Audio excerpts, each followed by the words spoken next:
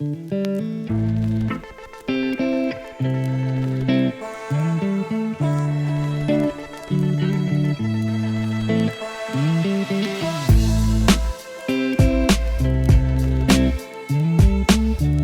my beautiful friends. Welcome to Proper Madness, formerly Beautifully Broken. My name is Savvy, and I give a unique perspective on mental health by providing tools, guidance, and knowledge on how we can better understand ourselves, as well as our past and present experiences, and in doing so, we can help heal our mental health. I get to speak with a variety of individuals from around the world as they share their stories from their journey through their mental wellness so that it helps others stand strong and use their voice.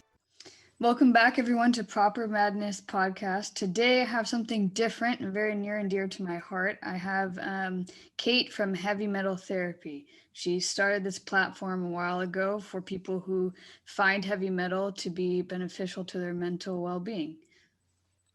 Hello, thanks for having me. But yeah, how did you start Heavymetaltherapy? How did that come about? So we've been going now for about 2.5 years, and it's basically a predominantly online kind of project about the link between heavy metal music and mental health.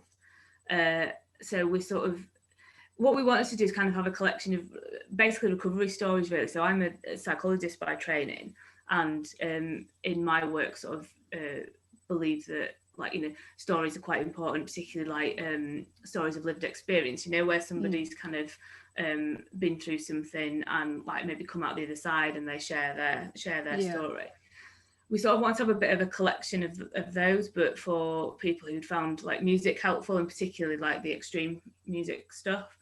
And that's partly because of my own experiences, partly because of people I'd worked with clinically, and just, I guess if you kind of talk to people that like metal, a lot of them will say that, it's saved their life or they find it good for stress relief. So we were sort of trying to capture that really in kind of one place.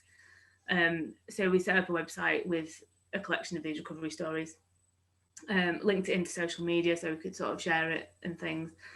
And we sort of built it from there, really. So now we have blogs, we build shared playlists together. There's a bit of an interactive element. We even do like, workshops, and we write stuff and come on places like this to talk about it. But yeah, it's sort of become like, we sort of spread the word of what we think are the therapeutic things about extreme music, really. That's really cool. I like that. What has been some of the commonalities that you found with heavy metal? Because I know personally for me growing up, that's all the music I listened to. And it was what got me through some of my darkest times. So when I can see that it's like other people are also benefiting from it, it's really, really cool. But yeah, I'm curious what you guys have found, I mean, I think that first thing you said about there's a validation element to it. So I think it's quite good that there's a collection of people who have similar experiences, because really, particularly in the early research, heavy metal was quite demonized as sort of something that might be bad for people, and people felt it was very criticized that it might make your mental health worse. So I think there's something very validating about people coming together and talking about the ways that it has been beneficial for them. So that's one element. A lot of people talk about getting through difficult times, processing emotions, like things like anger particularly, that seems to be a theme. A lot of people talk about the scene, and things that and the community gigs, that sort of thing, that those being kind of good shared experiences. So we find that people talk about that a lot. And I think possibly something about kind of being an outsider, that kind of or feeling a bit like an outsider. That's a theme that sort of comes up a lot. So I suppose metal's a bit like Outsiders Together, isn't it? I know a lot of people say that. I like that. No, I like that. Because that's how it feels. Because it's not what normal or cookie cutter. You know what I mean? Yeah. So, and if you listen to it and you're blasting it in your car, people look at you funny. You're going, "Well, this is just what I listen to." But yeah, I went to actually my very first, I'd say, heavy metal concert with Slipknot ever. And little old me, I'm like 5 feet tall, and I have like huge grown people around me, but there's something very cathartic and almost communal in that shared experience because you were all there living that same sort of emotional journey, which was really, really cool, which is what I like about live music. What has been your experience with heavy metal and how it's helped you? Um, I mean, one of the reasons why I sort of started the project was that I'd always found it to be something that helped me with stress and anxiety. And I guess I was like, an alternative teenager, sort of got into it at that sort of age, and I suppose never really grew out of it, unlike some people where people often think it's like a phase, don't they? But definitely, It never not. leaves. It still leaves. Stayed It away from it lives for a bit. deep. Yeah. But yeah, so for me, there's something about, it's something that I'd personally found to be quite helpful. And then when I started meeting other people that were like that, I remember thinking, oh, I wonder if this is actually a thing, if this is a bigger thing rather than just a bit of an anomaly. Because I suppose in my psychology training, for example, you taught a lot about things like meditation, mindfulness, all the kind of self-soothing type strategies, which rely on often like that more sort of quiet, calming type stuff. And I think with metal, what happens is you maybe turn towards something rather than turning away from it, and it's that engagement with other kinds of feelings, and it's something different. Yeah, I know. I resonate with that. It's like to be honest, when you listen to it, you're almost feeling those feelings that you hold deep inside. I think I said this about a week ago to a friend of mine. I said I the reason why music to me is so important and why I started this series is because it helps me feel feelings that I want to feel that I can't necessarily do if I meditate. Or maybe like I'm blasting metal and going to go work out at the gym, but it's a lot more cathartic for me in that way to process anger or sadness. Like this morning I was listening to Deftones. I got thrown back into that, and yeah, they're one of my favorites. And I could feel those almost nostalgic feelings that I felt the last time I listened to that song, but not in a bad way. I think people assume that if you feel those negative feelings, that it's bad, and it's not. You know. Well, yeah, I mean, there's something about the pathologization of certain feelings, anyway, isn't there? Like I suppose anger is a good example of that. That would often encourage not to express that, or not to feel that. And as you say, it's not always bad, is it, to go back to that? And I think reminiscence and nostalgia are important as well. I read something the other day that said that maybe your music taste is like cemented by the time you're about 12 or 13, so you often kind of go back to, or you always have a bit of an affection for the things that you liked when you were at that sort of age. So it's quite formative, probably, the stuff that you get into at that age. Yeah. And yeah, I think you're right. We can use music as a bit of a timeline, can't we, to sort of take us back to different times in our lives, and it reminds us of different things, and yeah, it helps you to connect with it. Yeah. Do you feel that oftentimes, like in your, I don't, maybe in your clinical experience or whatever, you found that people almost are afraid to look back at that nostalgic feeling and go, oh no, I don't want to look back there because there's just so many heavy negative emotions? Yeah, for sure. For some people. Although interestingly, I know a few people who don't like to do that with music, because music is a reminder of something that's difficult. But a lot of the times, actually, I think people sometimes find it easier with music than they do with, like, maybe just talking about something. Yeah. Yeah, I like that. That's cool. I like that idea behind it, because it's an easier medium to revisit some painful experiences, if that's the case. Like I know for me, I don't know about you, like if I'm in my car and I'm listening to a song, it's weird, it's interesting. Your car is like a bubble, or even your room or whatever it is. It's almost like a safe space. So when you're listening to that music, and you're reliving that emotion, it comes out a little easier. I don't know why that is. But yeah, it's like it Yeah, is. I relate to that. The car thing, definitely. So when I sort of first kind of got back into metal, having turned away from it for a bit, I was going through a bit of a period of my life where I was really quite stressed about stuff, and I can remember like blasting metal in my car, like on the way to various things, and being in sort of, I suppose, like a kind of early 2000s throwback bubble. Yeah, exactly. 100%. That's exactly what it's very very angsty in a way. You're in a car, bloody, either you're crying or you're yelling. I don't know which one. Or you're just drumming on your wheel. Um what was I gonna say? Oh, what emotional release have you personally found from heavy metal or just music generally? I think I find, I mean, I talk a lot about the idea of stress, but actually I use it a lot if I get pissed off about something. And sad maybe that, yeah, for that as well. I think one of the good things about metal is it's very diverse. So one of the things we've done on the site is we build like different playlists that have like different emotional themes and stuff. And I think one of the things that's really cool about that is there's so much diversity in terms of things that people identify with, like low mood, or things that they identify with dissociation. So we've got quite a sort of wide range of things. I'm quite interested in what the themes are actually that come out of that, because like they are different. Yeah. So the playlists all look different, but the variety is amazing. So even quite sort of like extreme states, if you like. So we've got one about hearing voices, for example. There's loads and loads of stuff about that I guess maybe doesn't get talked about quite so much in other maybe doesn't get talked about in other genres quite so much.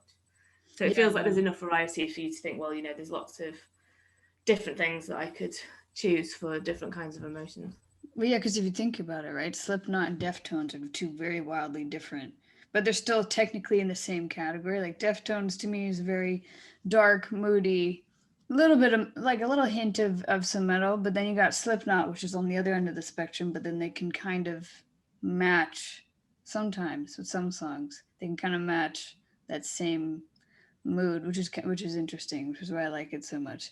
Because you're right, there's just so much variety. Or A Perfect Circle is another good one. That one kind of is like smack dab in the middle.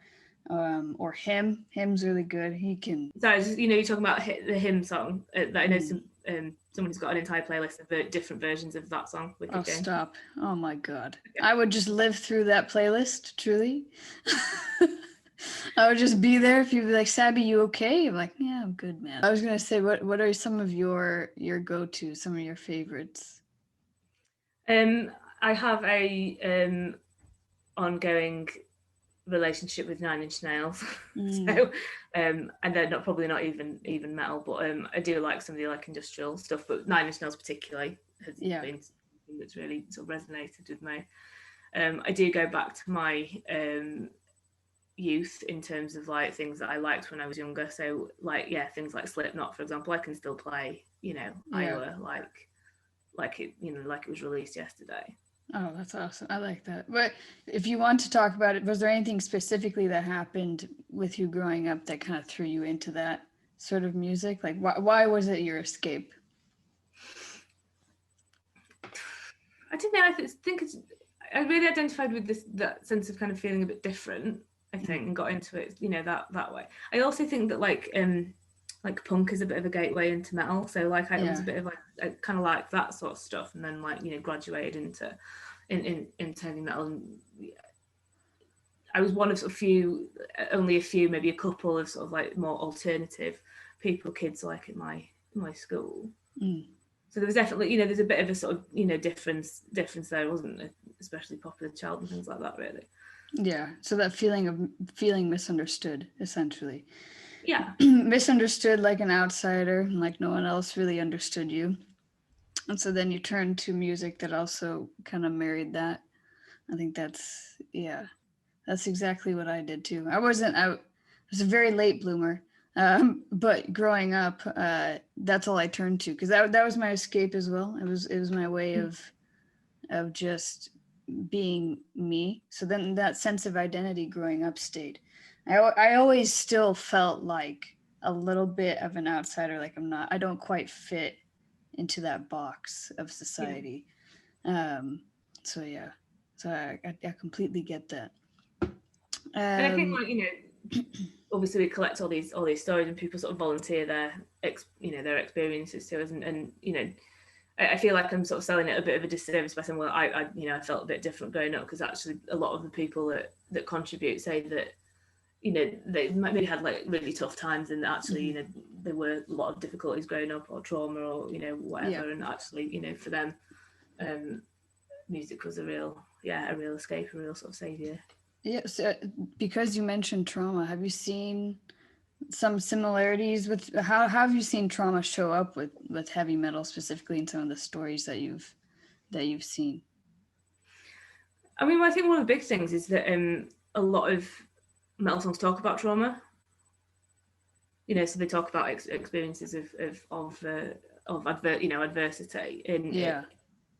maybe in a slightly different way from a lot of other kinds of songs. So I feel as if there's a validation thing, connection with that. So a lot of people that contribute say, like, I really related to that, because it was about trauma, and a lot of the musicians have talked about that, haven't they? Like I think like Corey Taylor, for example, did something on the way he talks to a therapist about his experiences of trauma, kind of growing up and stuff. Yeah. So that, it feels like there's that kind of validation and connection with those experiences. So that comes up an awful lot. And I suppose the other thing is that a lot of people have big emotional responses to trauma, which that makes sense. And I guess that's your kind of cathartic stuff. If you feel angry or irritable about something, which is totally understandable often in those contexts, that it gives a bit of an outlet for that. Yeah, I was, what's funny, I was just thinking about like anger therapy and heavy metal and how great that would be. Because I know definitely there are times when I'm feeling angry and I don't. Either I'll take a pillow and just scream into it, but then sometimes that's, I'm like, that's not always available. So just go to your car and blast some metal. Actually, you know what? I think I might do that. I haven't done that in years, honestly, truly in years. So I think that's something I might go back to. Well, so you said that you liked like Deftones and Slipknot and stuff like that. Are they like your favorite metal bands, or have you got like?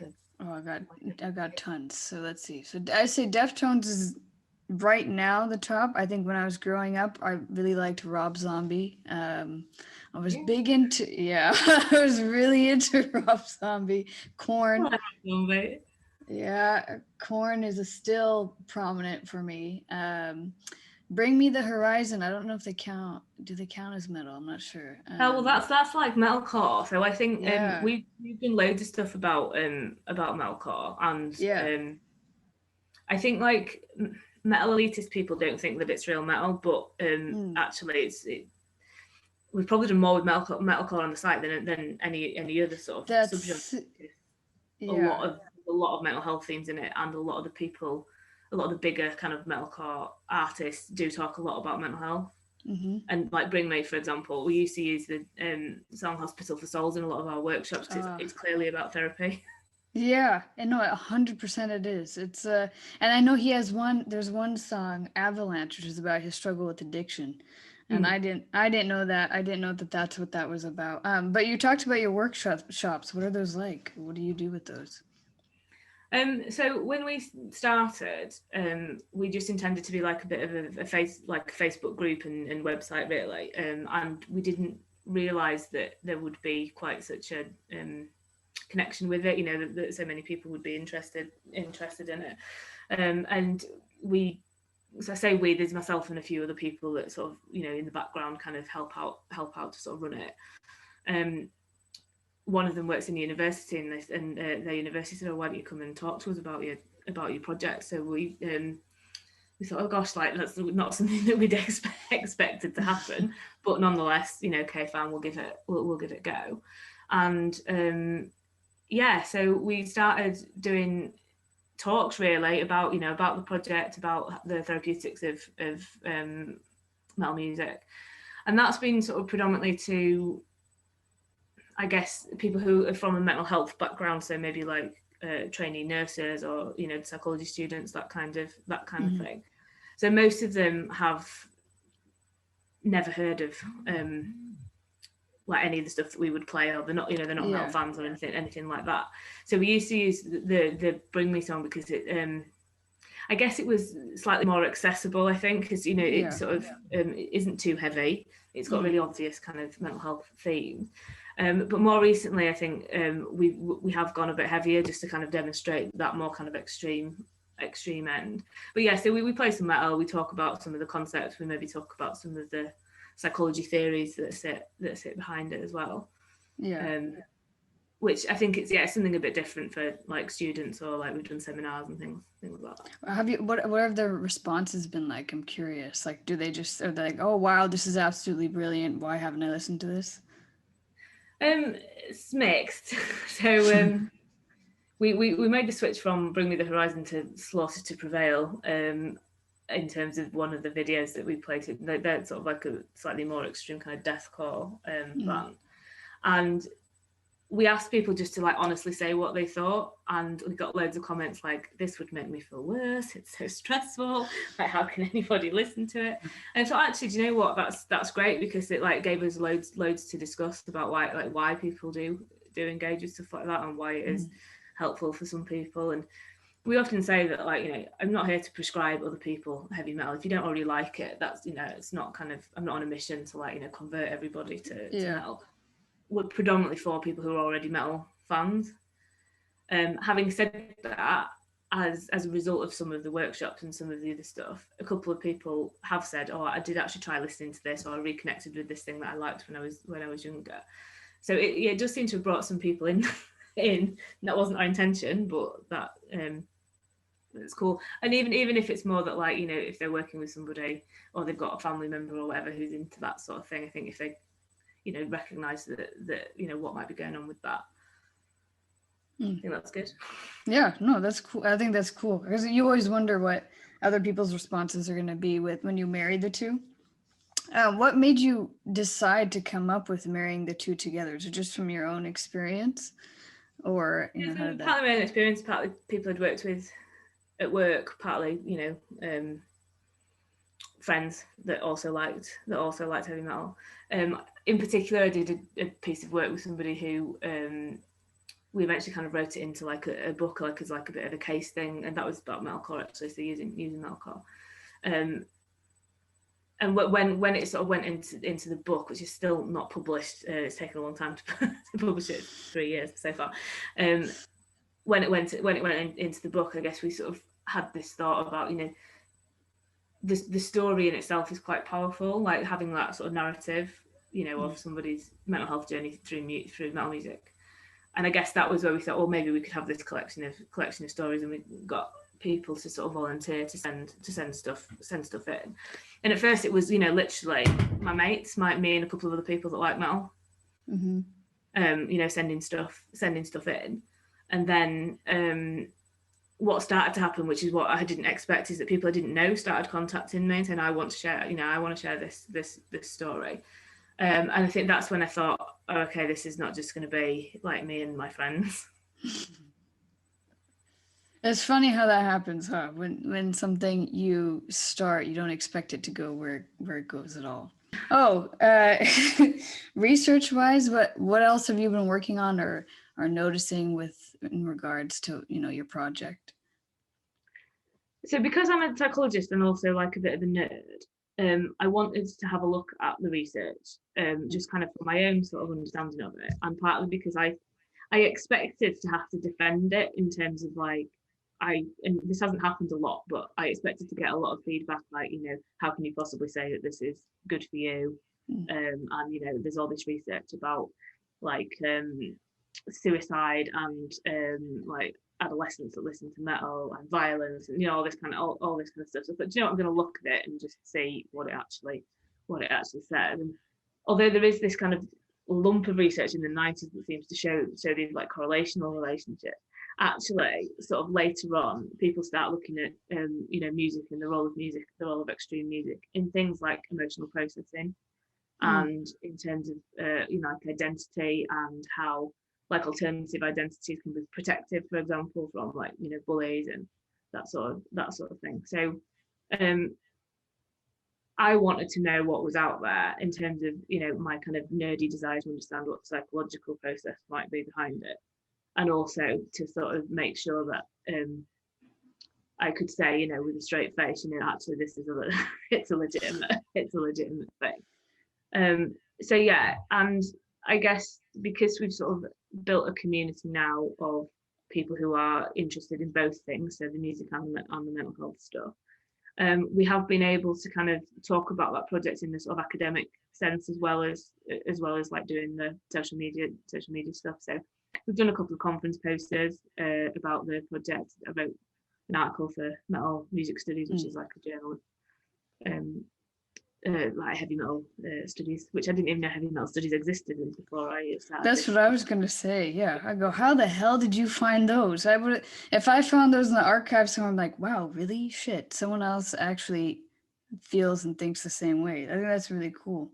You never. Yeah, so I think because I'm a psychologist, and a lot of research in psychology is basically it's in a completely different department from like where the metal studies people were. So I wouldn't have known about them had I not sort of been looking into this thing. But once I discovered it, there's a whole world of like people studying like all different kinds of bits about the sociology of heavy metal and like what? Historical stuff. Like there's loads of it. I had no idea. And then I went to meet a professor of heavy metal. What? Amazing. How did that go? Oh god, that must have been really cool. So he was very, very cool. And kind of looked after like you'd imagine a professor of heavy metal to look, you know, like beard and stuff. But yeah, so I discovered this whole new world of stuff to do with metal music studies. So and the metal music studies community have really embraced us. So they've kind of brought us into various things to do with their discipline, which has been really, really cool. So I now think that there's probably some opportunities for us to probably do our own research, you know, maybe using kind of the community. One of the things that has been great about it is that people are like itching to help. So they really want to, I get contacted all the time saying, you know, please can I be involved? If there's anything that I can do to help, you know, whatever, because they believe in it. Mm-hmm. So, you know, I'm sure I could say, you know, if I wanted to do a study like where we, you know, talked to metalheads, for example, about the well-being effects or whatever, I'm sure I'd get loads that would volunteer. Yeah, and if you like, I was just thinking, like, selfishly, but also it could help. A lot of people don't, when they see me, they assume that I don't listen to the music that I listen to, and I feel like that's a huge part of it. And actually, this morning I was just thinking, it was weird. I was listening to your playlist of the covers, and I was like, what the hell? I go, oh my god! I sat there, and I feel like there's a lot of people, maybe similar to me, I might be wrong, that lost touch with that part of themselves, but almost because they felt like that identity of who they were with that music wasn't okay, maybe culturally or society wise, whatever. And so they kind of buried it down deep, and almost like their physical appearance does not really match, you know, who they are on the inside as a way to mask things, but their music taste does. I don't know. Yeah. So I think that's really interesting. The problem is every time I do something like this, I'm like, oh, you could do research projects on that. And before I know it, I'll have like, you know, 7 projects on the go. But I think what's really interesting about that is that a lot of the time when we talk about the metal community, we talk a lot about kind of identity markers, you know. So to a certain extent, there's like a uniform, you know, band shirts, battle vests, you know, whatever it is, and that sort of marks you out as a metalhead. And some people really embrace that and find that that's one of the helpful things about it, that there's all this kind of like shared identity stuff.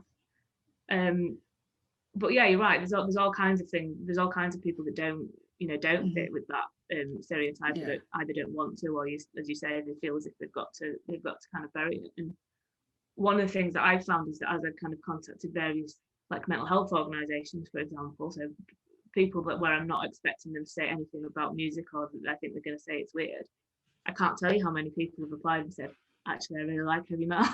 I found these like closet metalheads everywhere.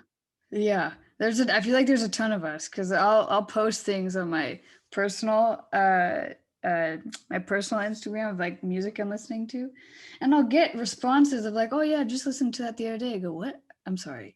I'm like looking at this person and go, "You're very unsuspecting. Like it's not, but that's not a bad thing. It's just interesting, you know. It's really really interesting." I was gonna say, what's the most unique and unsuspecting thing you've discovered while starting heavy metal therapy, just generally, like research or otherwise? I mean, there's loads. The thing that always surprises me is how it kind of took off. But I guess that's probably my naivety about not realizing what I sort of tapped into by kind of starting it. I think the diversity of our followers has been amazing. Like that's been a surprise. So we've got like followers who are academics, followers who are vicars, um, followers who are from all over the world. Loads of really interesting people, loads of really interesting backgrounds, and yeah, all united under this kind of shared thing. I found loads of therapists that really like metal, so I thought I was a bit of an anomaly in that. And there's enough of us now that we can actually kind of meet as a group, not literally obviously anymore, but on Zoom or whatever. So yeah, I think I've found that it's spread much wider. That's probably been the most surprising thing. Yeah, I can imagine how amazing that must feel, right? And validating, like, hey, this is something that's real, and almost like a movement, sort of in a way. The last question I ask at the end of every podcast is if anyone who has listened to this resonates in any way, or feels whatever you have said, what would be the advice that you would give them? What would you want to say to them? I think the thing that comes across a lot is for people in the community seems to be that you're not alone in finding this to be a thing. And I guess that's the thing, that is the thing actually that we tapped into by accident, is like having absolutely no awareness whatsoever of how much of a thing it is that loads of people find extreme music to be helpful to their well-being and mental health, and loads of people find that it might have saved their life even. So quite powerful statements that people make about the power of connection to music. So yeah, if somebody listens to this and thinks, oh, actually, yeah, that does resonate, you're not alone in that. There's thousands of us, it would seem. I didn't know that when I started it, but that's what I've discovered. So yeah, I suppose it would be that, really. That's good. I like that. Well, I appreciate you coming on and doing this. This was really, really cool. Very informative for me because I had no idea about what you were doing until Quill had told me about it, and then it just opened up a whole new world for me. So I appreciate you coming on. I think it's good that we get like some connections to kind of writers, poets, things like that, because actually that's another. It's a similar thing, I think, to like lyrics in terms of like connection with, maybe connection with dark themes sometimes, or really wide like ranges of different like emotional experiences and stuff. Yeah. So yeah, we connect sometimes a lot with artists as well in a similar sort of way. So yeah, I think there's a lot of common ground. A lot, yeah. There is a lot. That's why I started this series. Because like, there's a lot of similarities between music and mental health that is just unreal. So that's cool. So we are mainly online.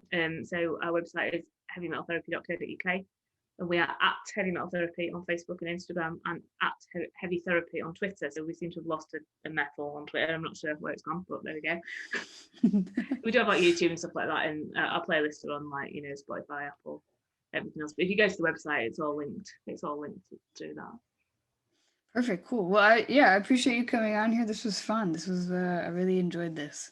I enjoyed it a lot. And then thank you so much for listening.